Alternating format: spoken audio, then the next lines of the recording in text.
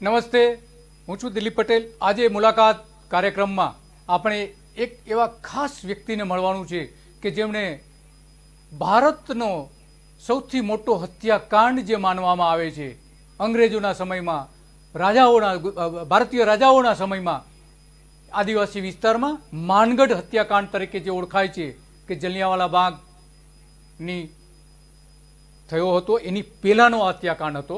અંગ્રેજોએ આદિવાસી વિસ્તારોમાં ગોળીબાર કરીને આ હત્યાકાંડ સર્જી દીધો હતો. એ હત્યાકાંડ અંગે ઘણું બધું સંશોધન કરનાર પ્રોફેસર અરુણ વાઘેલા સાથે આપણે આજે વાત કરવાની છે કે જે ગુજરાત યુનિવર્સિટીના ઇતિહાસ વિભાગ સાથે જોડાયેલા છે, વિભાગમાં કામ કરે છે, પ્રોફેસર તરીકે કામ કરે છે. એમની સાથે આપણે વાત કરવાની છે અને એ આખી ઘટના કેમ બની હતી એ અને એમાં કયા પ્રકારના સંશોધનો થયા છે અને ખરેખર વાસ્તવિક પરિસ્થિતિ શું હતી આખા દેશમાં એ સમયે, એ બધી જ વાતો આપણે જાણવાની છે. હત્યાકાંડ કેમ થયો હતો, શાના માટે થયો હતો, એ બધી જ વિગતો આપણે જાણવાના છીએ. નમસ્તે પ્રોફેસર. નમસ્તે. હવે ખાસ તો પહેલો પ્રશ્ન એ છે કે આ હત્યાકાંડ ક્યારે થયો હતો અને શાના માટે થયો હતો? આ જે હત્યાકાંડ છે આજથી 108 વર્ષ પહેલાં 1913ના વર્ષે 17મી નવેમ્બરના દિવસે આ હત્યાકાંડ સર્જાયો હતો. આ હત્યાકાંડ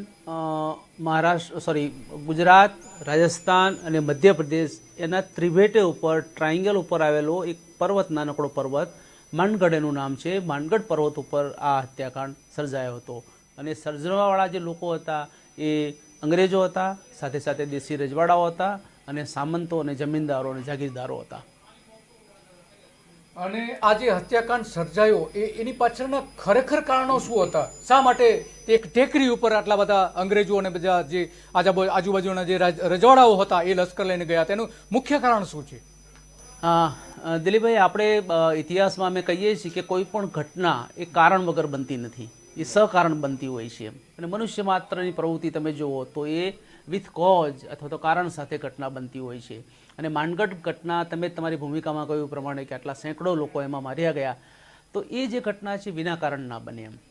એની ભૂમિકામાં આપણે જઈએ, બેકગ્રાઉન્ડમાં જઈએ તો સ્વામી ગોવિંદ ગુરુ એ નામના એક વણઝારા જ્ઞાતિના એક સંત હતા. એ સંતનો જન્મ 1874ના વર્ષમાં ત્યાં રાજસ્થાનના ડુંગરપુર જિલ્લાના વેદસા નામના એક ગામે થયો હતો અને ગામની પણ અમે વિઝિટ કરેલી હતી. એમને ભક્તિની લગ્ની લાગી અને એ સતત વિચરતા રહેતા હતા અને એમના વિચરણના ભાગરૂપે એ આ સંતરામપુર તાલુકામાં આવ્યા. સંતરામપુર એ સમયે એક દેશી રજવાડું હતું અને ત્યાં એ આવ્યા અને ત્યાં એમણે જોયું તો દુષ્કાળમાં સૌથી વધારે મુશ્કેલી કોઈને પડતી હોય તો એ આદિવાસીઓને પડે છે.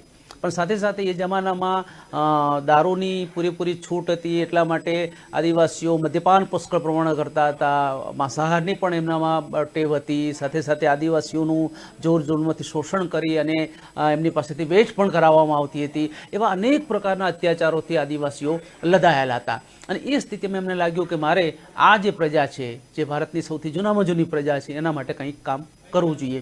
અને એમણે એક સંપ સભા નામનું એક ઓર્ગેનાઇઝેશન 1905ના વર્ષમાં એમણે શરૂ કર્યું અને એમાં ધીમે ધીમે આદિવાસીઓ એના પ્રભાવમાં આવતા ગયા અને સ્થિતિ એ બની કે 1906થી લઈ અને 1913 આ 7 વર્ષના આંકડા અમે મેળવવાનો પ્રયત્ન કર્યો હતો નેશનલ આર્કાઇવ્સ ઓફ ઇન્ડિયામાંથી. તો એમના જે અનુયાયીઓ છે એમની સંખ્યા 6 લાખ જેટલી હતી.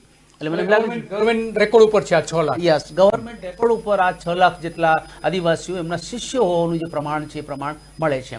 અને એ તો ખરા જ, એ ઉપરાંત એમની સાથે જે વાયા જે સંપર્કમાં આવતા હતા એ બધા પણ ગુરુના ચિંધ્યા જે ઉપદેશો હતા એ ઉપદેશોનું પાલન કરતા હતા. અને એ બધા જે આદિવાસીઓ હતા એ ભગત આદિવાસીઓ કહેવાતા હતા. એટલે એ દારૂ ન પીવે, એ માંસ ન ખાય, એ બળજબરીથી વેઠ ન કરે, કોઈ અનૈતિક કામ ન કરે, પાપમાં ભાગીદાર ન બને, સમાજ સુધારણાનું કામ કરે. યસ, તો એ આની સાથે કઈ રીતે જોડાયેલું છે હત્યાકાંડ સાથે? એટલે એક સમાજ સુધારા માટેની આખી જે પ્રવૃત્તિઓ જે શરૂ થઈ, આમ તમે સીધી રીતે જોવા જાઓ તો આપણે શબ્દ વાપરીએ છીએ હત્યાકાંડ અને આપણે પ્રવૃત્તિની શરૂઆત કરીએ છીએ સામાજિક અને ધાર્મિક સુધારાની, પણ આમાં એના મૂળ રહેલા હતા. એ મૂળ એ રીતે હતા કે બ્રિટિશ રાજ દરમિયાન દારૂબંધી જે છે, દારૂ મદ્ય લીકર, એ લીકર સરકાર માટે આવકનો સૌથી મોટો સોર્સ હતો. એમ પહેલા નંબરે સરકારની જે આવક થતી હતી એ જમીન મહેસૂલની થતી હતી અને બીજા નંબરે જે આવક થતી હતી એ સરકારને દારૂમાંથી આવક થતી હતી એમ. એટલે બ્રિટિશ રાજમાં તો એમ કહેવાય છે કે ગામડામાં જેટલી નિશાળો નહોતી એના કરતાં દારૂના પીઠાઓ વધારે હતા. 1935માં મહાકાળીનું પવિત્ર મંદિર પાવાગઢમાં ત્યાં એના પહેલા પગથિયા પાસે દારૂની દુકાન હતી. સરદાર પટેલના ખ્યાલમાં આવ્યું કે ભાઈ આ વસ્તુ ત્યાં ન થવી જોઈએ, તો એમણે ત્યાં પિકેટિંગ કરી અને દારૂનું પીઠું બંધ અચ્છા, કરાવ્યું. એટલે ટૂંકમાં રજવાડાઓની આવક ઘટી ગઈ હતી એનું મુખ્ય હા, રાજવાડાની મોટા પ્રમાણમાં આવક ઘટી હતી. એના પણ અમે આંકડા લીધેલા છે કે 1912ના વર્ષમાં એક વર્ષમાં સંતરામપુર રાજ્ય કે જે માનગઢથી બિલકુલ નજીક હતું ત્યાં એની આવકમાં 6000 રૂપિયાનો ઘટાડો આજથી 100 વર્ષ એટલા પહેલા માટે આ રાજવીઓ એને સપોર્ટ આપ્યો હા, અંગ્રેજોને. અંગ્રેજોનો સપાટ આપ્યો હતો. અને બીજા નંબરમાં ફોર્સ લેબર, બળજબરીથી થતી જે વેઠ જે હતી એ વેઠ પણ આનું બહુ મોટું કારણ હતું. કારણ કે ભગત આદિવાસી અને ગોવિંદ ગુરુના ઉપદેશથી જે સુધરેલા આદિવાસીઓ હતા એ પોતાનું લેવલ બહુ ઊંચું સમજતા હતા. એ પોતાને બ્રાહ્મણોને સમકક્ષ સમજતા હતા અને એ એમ સમજતા હતા કે અમારે વેઠ કરવાની હોય નહીં, અમે વેઠ કરીશું નહીં. હવે સ્વાભાવિક છે કે મફતની વેઠ પહેલા કરાવતા તો હતા. આમાં એકચ્યુઅલી આ ઘટના કઈ રીતે બની હતી ડોક્ટર? એ જરા કહેશો, આમાં ખરેખર ઘટના શું બની હતી? એટલે આ ઘટના એ રીતે બને છે કે એક સમાજ અને ધર્મ સુધારાનું એક આંદોલન ચાલે છે જેમાં આવા બધા મુદ્દાઓ છે એમ. પણ એ બધી જે બાબતો છે એ અંગ્રેજો અને પેલા સામંતશાહી જે પરિબળો છે દેશી રજવાડાઓ એને માફક નથી આવતી. એટલે એ શું કરે છે કે જે લોકો દારૂ નથી પીતા એને દારૂ પીવડાવવા માટેનો પ્રયત્ન કરે છે, ફોર્સફુલી એમની સાથે કરે છે. જે લોકો વેઠ કરવાની ના પાડે છે એને વેઠ કરાવવા માટેનો પ્રયત્ન કરે છે. ટૂંકમાં આ બધી જે બાબતો છે એ સામંતશાહી અને બ્રિટિશ અર્થતંત્રની કરોડરજ્જુ હતી. એ કરોડરજ્જુ આ ભગત આંદોલનથી તૂટી ગઈ અને એને પરિણામે શું થયું? મુખ્ય કારણ આમાં એક એવું માનવામાં આવે છે કે ત્યાં એક અલગ રાજ્યની પણ માંગણી કરવામાં આવી હતી જે અંગ્રેજોને પસંદ નથી. હા, બિલકુલ. એટલે આપણે સાચી વાત કરી દિલીપભાઈ કે આ આખું આંદોલન થયું, અંગ્રેજો એને કચડવા માટેનો પ્રયત્ન કરતા હતા. એનાથી કંટાળી અને આ સ્વામી ગોવિંદ ગુરુ પોતાના શિષ્યો સાથે માનગઢ જે એક નાનકડો પર્વત છે 800 મીટરની ઊંચાઈ છે ત્યાં એ જતા રહ્યા અને ત્યાં જઈ અને પછી પોતાના શિષ્યોમાં એક સંદેશો વહેતો કર્યો કે અહીંથી અમે ભીલ રાજની શરૂઆત કરીશું એમ. અને મધ્યપ્રદેશ છે, રાજસ્થાન છે, ગુજરાત અને બધા આદિવાસીઓને કહ્યું કે માગસર સુધી પૂનમ છે, પૂનમના દિવસે તમે અહીંયા આવો અને આપણે ત્યાંથી ભીલ રાજની શરૂઆત કરીશું. પણ તેમ છતાં એ સમાધાનનો એક અવકાશ ખુલ્લો રાખે છે. એ અંગ્રેજો સાથે પત્ર વ્યવહાર કરે છે અને પત્ર વ્યવહારમાં કહ્યું કે આ મારી 33 માંગણીઓ છે અને 33 માંગણીઓ તમે સ્વીકારો તો અમને બીજા લોકોની જેમ સરળતાથી રહેવામાં કોઈ વાંધો નથી.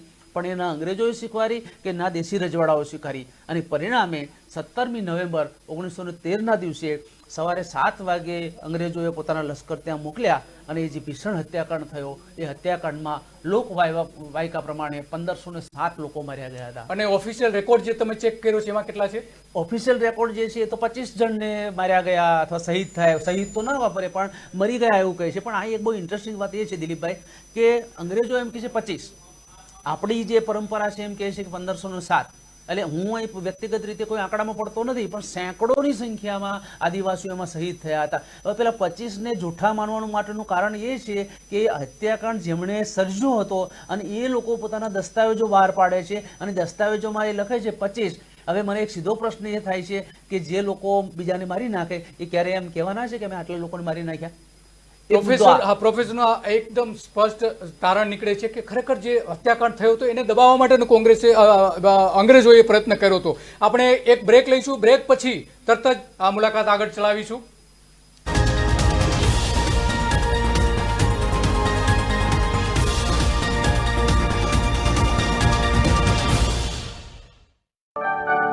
સર્વે ભવન્તુ સુખિનઃ, સર્વે સંતુ નિરામયાઃ. સર્વે સંતુ નિરામયાના બૃહદ ઉદ્દેશ્ય સાથે માનનીય મુખ્યમંત્રી શ્રી ભૂપેન્દ્રભાઈ પટેલની સરકારનો નૂતન સંકલ્પ નિરામય ગુજરાત. બિનચેપી રોગો માટે સ્ક્રીનિંગથી સારવારના આ ભગીરથ અભિયાનમાં રાજ્યમાં 30 વર્ષથી ઉપરની વય ધરાવતા 3 કરોડથી વધુ લોકોના આરોગ્યની થશે સઘન તપાસ. આ કાર્યક્રમ અંતર્ગત આરોગ્ય કર્મચારીઓ ઘરે ઘરે જઈને સ્ક્રીનિંગ માટે સી-બેક ફોર્મ ભરી પ્રાથમિક વિગતો મેળવી કરશે લોકોની આરોગ્ય તપાસ. જે લોકોમાં બિનચેપી બીમારીઓના લક્ષણો જણાશે તેમને દર શુક્રવારે એટલે કે નિરામય દિવસે નિરામય કેમ્પ પર બોલાવી તબીબોની ટીમ દ્વારા કરાશે તેમની વિશેષ સ્વાસ્થ્ય તપાસ અને બિનચેપી રોગોના નિદાન માટે કરાશે જરૂરી તમામ પ્રકારના ટેસ્ટ. નિરામય ક્લિનિક્સ CHC ખાતે પણ રહેશે કાર્યરત અને બિનચેપી રોગોની તમામ દવાઓ સરકારી સ્વાસ્થ્ય કેન્દ્રોમાં મળી રહેશે વિનામૂલ્યે. આમ જરૂરી સંદર્ભ સેવાઓ થકી ગરીબ અને મધ્યમ વર્ગના આશરે 3 કરોડ લોકોની થશે આરોગ્ય તપાસ અને જરૂરિયાતમંદોને મળશે વિના મૂલ્યે સારવાર. ઓનલાઈન સિસ્ટમથી થશે સમગ્ર કાર્યક્રમનું સઘન મોનિટરિંગ. રાજ્ય સરકારના નવતર આયોજનના ભાગરૂપે ગામે ગામ કેમ્પ યોજી મુખ્યમંત્રી અમૃતમ અને પ્રધાનમંત્રી જન આરોગ્ય યોજનાના લાભાર્થીઓને મળશે કુલ 2500 સરકારી અને ખાનગી હોસ્પિટલોમાં નિઃશુલ્ક સારવાર. આયુષ્યમાન ભારત ડિજિટલ મિશન હેઠળ દરેક વ્યક્તિને આપવામાં આવેલ અલાયદા હેલ્થ આઈડી દ્વારા કોઈ પણ સ્થળેથી તબીબો મેળવી શકશે જે તે વ્યક્તિના સ્વાસ્થ્ય અંગેની સંપૂર્ણ માહિતી. ગ્રામ્ય કક્ષાએ ટેલિમેડિસિન થકી નિષ્ણાતોની સેવાઓ કરવામાં આવશે સુનિશ્ચિત. સ્વસ્થ નાગરિક, નિરામય ગુજરાત, ઉન્નત ગુજરાત.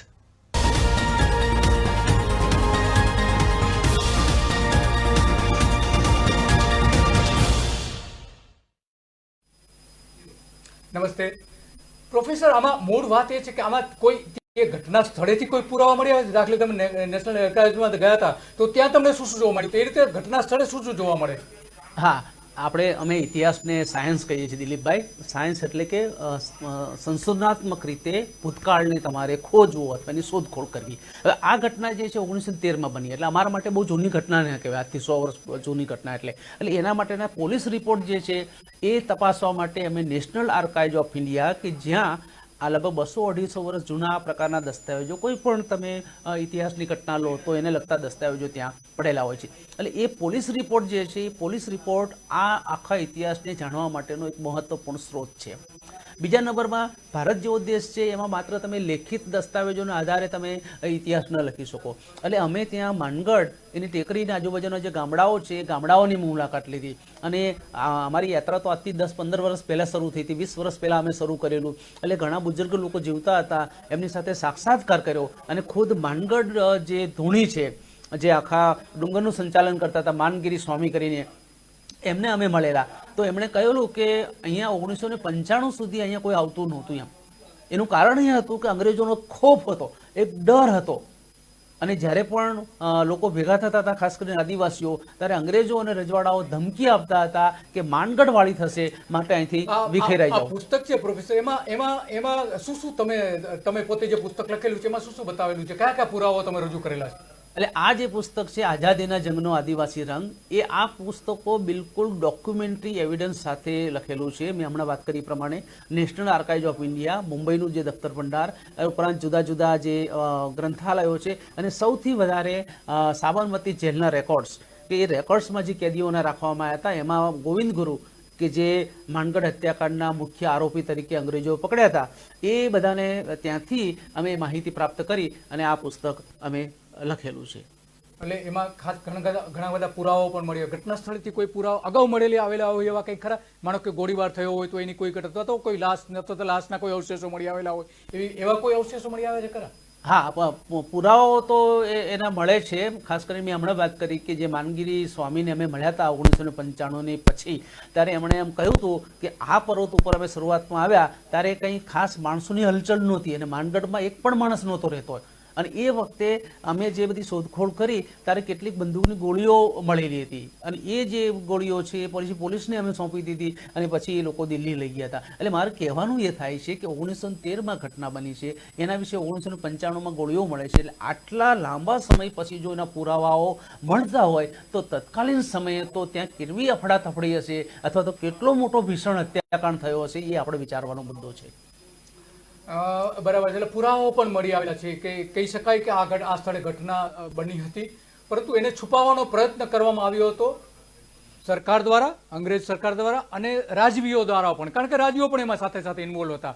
અને એને ટ્રાઇબલ વિસ્તારમાં, અને એવા વિસ્તારે કે જ્યાં અત્યારની પરિસ્થિતિ પ્રમાણે રાજસ્થાન, મધ્યપ્રદેશ અને ગુજરાતના 3 રાજ્યોની જે સરહદ મળે છે એ જ સ્થળે આ ઘટના બની હતી. અને એટલા માટે આજે પણ વિવાદ છે ત્યાં કે આ માનગઢ કોનું, એનો મોટો વિવાદ છે. અત્યારે 3 સરકારો એક જ પક્ષની જો થાય છે ત્યારે બહુ વિવાદ નથી થતો, પરંતુ ત્યાર પછી ઘણી વખત વિવાદ થાય છે કે માનગઢ અમારું છે, એનો વિવાદ ઉકેલવાનો પ્રયત્ન પણ કરવામાં આવે છે. અને એટલા માટે આ જે ઘટના બની છે એની આસપાસની એટલી બધી ઘટનાઓ છે કે એક મોટી ફિલ્મ જે જલિયાંવાલા બાગ કરતાં પણ અહીંયા ઘણું બધું એવું મટીરિયલ છે કે જેના આધારે એક ફિલ્મ પણ બની શકે છે. તો ડૉક્ટર, તમે આ જે પુરાવાઓ શોધ્યા છે એ સિવાયના બીજા કયા કયા પુરાવાઓ છે તમારી પાસે?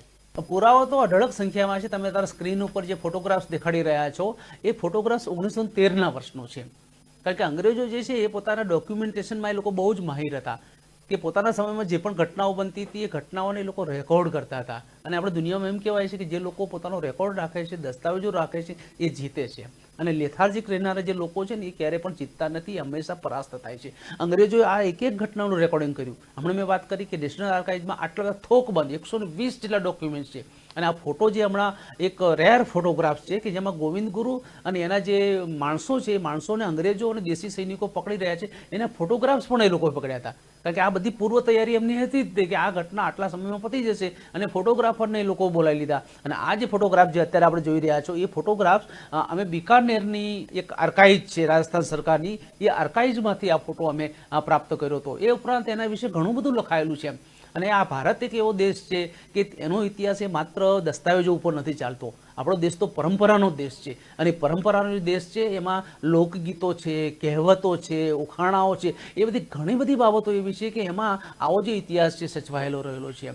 એટલે ડોક્યુમેન્ટની સમાંતર અમે આવા ફોટોગ્રાફ્સ છે કે આવી દંતકથાઓ છે કે લોકગીતો છે એ બધા દ્વારા પણ ઇતિહાસને તલાશવાનો પ્રયત્ન કર્યો છે. બરાબર છે. અને આ તમે જે ડોક્યુમેન્ટ મેળવેલા, તમે જે તપાસ કરી અને એક ઐતિહાસિક પુરાવો મેળવવાનો પ્રયત્ન કરો, તો તમારી સાથે બીજા કોણ જોડાયેલા હતા? અને આ જે તમે પુરાવો મેળવેલા પહેલી વાર આ બધું શોધી કાઢ્યું છે તમે કે એની પહેલા પણ શોધાયું હતું આ બધું? ને એટલે આપણે ગુજરાતી ભાષામાં તમે કહેવા જાઓ તો લગભગ આ જે પુસ્તકનો જે શ્રેય છે એ અમને મળવો જોઈએ. એટલે હું એકલો નથી, પણ ઘણા બધા માણસો મારા વિદ્યાર્થીઓ મારી સાથે હતા. કારણ કે એ આખો વિસ્તાર આજથી 20 વર્ષ પહેલાં તો એ પ્રકારનો દુર્ગમ હતો કે એ દુર્ગમ વિસ્તારમાં મારા વિદ્યાર્થીઓ સાથે અમે જતા હતા. અમે ગામડાઓમાં ફિલ્ડ વર્ક કરતા હતા અને એમને મળતા હતા. એટલે ખાસ કરીને ગણેશ નિસરતા કરી મારો એક વિદ્યાર્થી છે, એ વિદ્યાર્થી સતત મારી સાથે આ ઇતિહાસમાં એ સાથે રહ્યો હતો. એ ઉપરાંત બીજા ઘણા બધા વિદ્યાર્થીઓ પણ મારી સાથે રહેલા હતા. અને આ પહેલું કામ જે છે એ છે કે આ માનગઢને કેન્દ્રમાં રાખી, કદાચ ગોવિંદ ગુરુને ધ્યાનમાં રાખીને બીજા બધા લોકોએ નાના મોટા પુસ્તકોને બધું લખ્યું છે, પણ ખાસ કરીને ગુજરાતી ભાષામાં આ પુસ્તક એની ગુજરાતી પ્રજાએ આને વધાવી લીધું છે. લગભગ 9000 કોપી આની ગુજરાતમાં વેચાણી છે. અને એ કદાચ ગુજરાતના ઇતિહાસના પુસ્તકોમાં એક રેકોર્ડ હોઈ શકે. આટલા પુસ્તકો 9000 કોપી એની થઈ છે. એનું હિન્દી પણ અમે કરી રહ્યા છીએ અને અંગ્રેજીમાં પણ આવી રહ્યું છે. પણ એક મકસદ એ છે, એક સપનું એ છે કે આ આપણા ગુજરાતમાં બનેલી જે ઘટના છે એ રાષ્ટ્રીય અને આંતરરાષ્ટ્રીય સ્તરે એ પોતાનું નામ મેળવે. તો તમે આંતરરાષ્ટ્રીય સ્તરે આના માનો કે ઇંગ્લેન્ડમાં અત્યારે મ્યુઝિયમમાં ઘણા બધા ડોક્યુમેન્ટ છે, ભારતમાં જે કંઈ અંગ્રેજોએ જે શાસન કરેલું એના બધા ડોક્યુમેન્ટ, તો ત્યાંથી મેળવવાનો તમે પ્રયત્ન કરેલો છે ઇંગ્લેન્ડની સરકાર પાસેથી? ના, એટલે ઇંગ્લેન્ડમાં છે ને લંડનમાં એક ઇન્ડિયા ઓફિસ લાઇબ્રેરી નામની એક જગ્યા છે. અને ઇન્ડિયા ઓફિસ લાઇબ્રેરીમાં અહીંયા ભારતના ઇતિહાસને લગતા જેટલા દસ્તાવેજો તમને ભારતમાંથી મળે એટલા દસ્તાવેજો તમને ત્યાં પણ મળે. એમ એટલે કદાચ અહીંયા તમને ઓછા મળે પણ એ દસ્તાવેજો ત્યાં મળે. કારણ કે અંગ્રેજો પોતાના શાસન દરમિયાન જ્યારે આવી માનગઢ જેવી કે બીજી કોઈ ઘટના બનતી હતી તો એની એક કોપી છે એ લોકો ત્યાં મોકલતા હતા. એટલે 150 વર્ષ સુધી અંગ્રેજો રાજ કરે એમાં કોઈ નવાઈની વાત નહોતી. એમ એટલે એ દસ્તાવેજો ત્યાં સંગ્રહાયેલા છે. પણ મને અને બિલકુલ એક તો બીજી ફાઇનાન્શિયલ ક્રાઇસિસ એમ, કારણ કે આપણે ત્યાં સંશોધન માટેની એટલી જે ગ્રાન્ટ મળવી જોઈએ એ બધી નથી મળતી એમ. અને અત્યારે તો ઘણા બધા દસ્તાવેજો ઓનલાઈન પણ મળે છે. એટલે એ રીતે ગુજરાત સરકારે કોઈ મદદ કરી હતી આ બધા ઇતિહાસ શોધવા માટે, પુરાવો શોધવા માટે કોઈ મદદ કરી હતી, અથવા તો ગુજરાત સરકારે એના માટે કોઈ પ્રયત્ન કરેલા છે? પ્રયત્નમાં એવું હતું કે આ જે પુસ્તકની હું વાત કરી રહ્યો છું કે નહીં, સરકારે પોતે પુરાવો શોધ્યા હોય એવા? ના, સરકારે પુરાવો નથી શોધ્યા. કારણ કે સરકાર પુરાવા ના શોધે, પણ સરકાર અમારા જેવા સંશોધકો જે હોય એને આર્કિયોલોજી ડિપાર્ટમેન્ટ છે, આપણે વડનગરમાં જે સંશોધન કરેલું છે એ પ્રકારનું આર્કિયોલોજી ડિપાર્ટમેન્ટ કરી શકે ને? હા, એટલે આર્કિયોલોજી અને આ બે વસ્તુ થોડી જુદા પ્રકારની છે. કે આર્કિયોલોજીમાં થોડુંક બહુ જૂનું હોય, 500-1000 વર્ષ જૂની ઘટના હોય તો એનું આર્કિયોલોજીકલ સંશોધન વધારે થતું હોય છે. આ લગભગ 100 વર્ષ જૂની ઘટના છે. એટલા માટે જ બને 100 વર્ષનું જે કોઈ પણ ઇતિહાસ થઈ ગયો એ આર્કિયોલોજી ડિપાર્ટમેન્ટ પાસે જતો રહેતો હોય છે. તો એની ફરજ બને છે ને આમાં સંશોધન કરવું હોય. હા, એ તમારા જેવા ખરું. પ્રોફેસર હોય એને પણ ગ્રાન્ટ આપીને પણ સંશોધન કરાવવું જોઈએ. હા, બિલકુલ બિલકુલ આપણી પાસે એ બધી એ છે, પણ ગુજરાત સરકારે આ કિસ્સામાં અને આ મુંબઈનું જે મ્યુઝિયમ છે ત્યાંથી ગુજરાતના, કારણ કે ત્યારે એ મુંબઈ સ્ટેટ કહેવામાં આવતું હતું અને સ્ટેટની સાથે આ જોડાયેલું હતું, તો એ સમયે મુંબઈના જે અત્યારના મ્યુઝિયમ છે એ મ્યુઝિયમમાં તમે કોઈ કોન્ટેક્ટ કરેલો છે તો ત્યાં જઈને કોઈ તપાસ કરી છે કે આના કોઈ દસ્તાવેજો છે? નહીં, મુંબઈમાં એના દસ્તાવેજો બધું નથી, પણ મેં હમણાં વાત કરી પ્રમાણે દિલીપભાઈ કે આ આખી ઘટના બની તો એ ઘટનાને બિલકુલ નેસ્ત નાબૂદ કરવા માટેનો પ્રયત્ન હતો, કારણ કે ઘટના 1913માં બને છે, 1995 સુધી ત્યાં કોઈ માણસો રહેવા તૈયાર નથી, કારણ કે આ એટલો મોટો ભીષણ હત્યાકાંડ હતો અને અંગ્રેજો જે છે એ એને નેસ્ત નાબૂદ કરવા માટે, એના પર ચૂનો લગાવવા માટે અને સ્થાનિક રજવાડોની મદદથી એક પણ પ્રયત્ન એ લોકો ચૂકતા નહોતા કે કોઈ પણ રીતે આ ઘટના જે છે એ બહાર દબાવી દેવી. દબાવી દેવી. હા, એટલે જલિયાવાલા બાગ અને આ જે ગુજરાતનો જે હત્યાકાંડ છે એ બંને વચ્ચે આ મોટો ફરક એ છે કે ત્યાં લોકોની વચ્ચે થયેલું હતું, શહેરની અંદર થયું હતું, અહીંયા એક જંગલની વિસ્તારમાં થયું હતું અને આદિવાસી વિસ્તારમાં થયું હતું, અને અહીંયા જે અત્યાચાર થયો હતો એની સાથે સ્થાનિક રાજાઓ પણ જોડાયેલા હતા, એટલે આ ઘટનાને દબાવવા માટેનો પૂરતો પ્રયત્ન થયો હતો. આ જો પ્રોફેસર આપણી પાસે ન હોત અને બીજા બધા સંશોધકો ન હોત તો આ ઘટના જ બહાર ન આવી હોત, અને એટલા માટે ગુજરાતનો એક જે જબરદસ્ત ઇતિહાસ છે કે લોકોએ જે શહીદી આપી હતી, પોતાનું રાજ્ય સ્થાપવા, અંગ્રેજોથી અલગ થઈને પોતાનું રાજ્ય સ્થાપવા માટેનો પ્રયત્ન કર્યો હતો, અંગ્રેજોની સામે માથું ઉચકેલું હતું, એની સાથે આ એક ઘટના જોડાયેલી છે. અને ગુજરાતનું સૌથી મોટું પ્રકરણ છે, જે રીતે ગાંધીજી આઝાદી માટે એક મોટી લડત ચલાવી હતી, એ જ પ્રકારનું આ એક મોટું આંદોલન હતું, મોટી લડત હતી, અને લોકો એમાં શહીદ થયા હતા. આ શહીદની ઘટના લાવનાર આપણે પ્રોફેસરની સાથે વાત કરી. આભાર આપનો પ્રોફેસર, અને ફરીથી પણ આ અંગેની જે કંઈ આપણી પાસે વિગતો મળે એ કેન્દ્રને જણાવતા રહેશો એવી આપને વિનંતી છે. નમસ્તે.